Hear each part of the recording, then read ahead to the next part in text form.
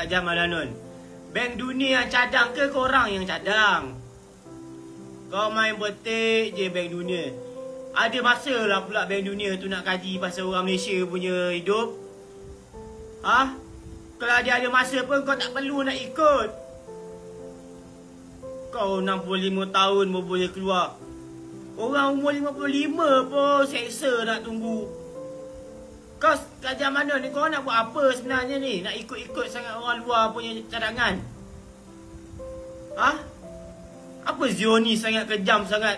Barua sangat korang ni? Lepas tu nak ikutlah cadangan bank dunia tu. Naik 65 tahun baru boleh keluar duit.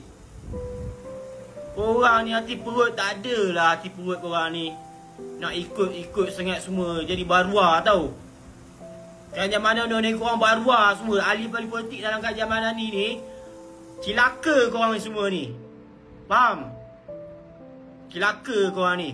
Tak ada pergi kemanusiaan langsung. Bodoh tahap korang tu semua.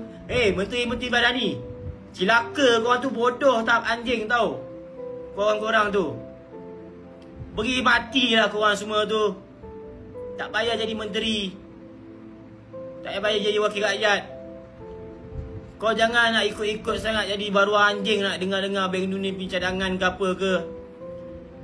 Bodoh, kau ingat apa? Orang tua tu 50 tu pun terseksa-seksa nak tunggu. Kau nak naik sampai 65 sampai 70 tahun lagi. Bodoh, korang punya bank dunia punya cadangan ke korang punya cadangan? Bangsat korang ni main tipu-tipu. Kerja nak pusing je. Korang punya idea tu pandai korang ni.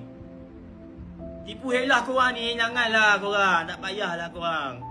Korang dah muak dah. Korang ni kaki spin, kaki propaganda korang ni kuat. Berpusing itu, pusing ini, pusing itu. Biar nampak sebenarnya memang tak ada apa-apa yang salah pun. Pandai korang ni. Korang jahat korang-korang ni. Mengucaplah balik tu duit orang tu. Biar je lah nak keluar bila pun. Kau nak tahan-tahan duit orang. Kau nak spin duit tu gimana? Main mesin belakang rumah kau korang. Ha? Menteri Dajjal korang ni dalam Menteri Madani ni. Korang semua tu Dajjal tau. Ikut je benda-benda yang tak sepatutnya. Tak ada yang nak memudahkan rakyat.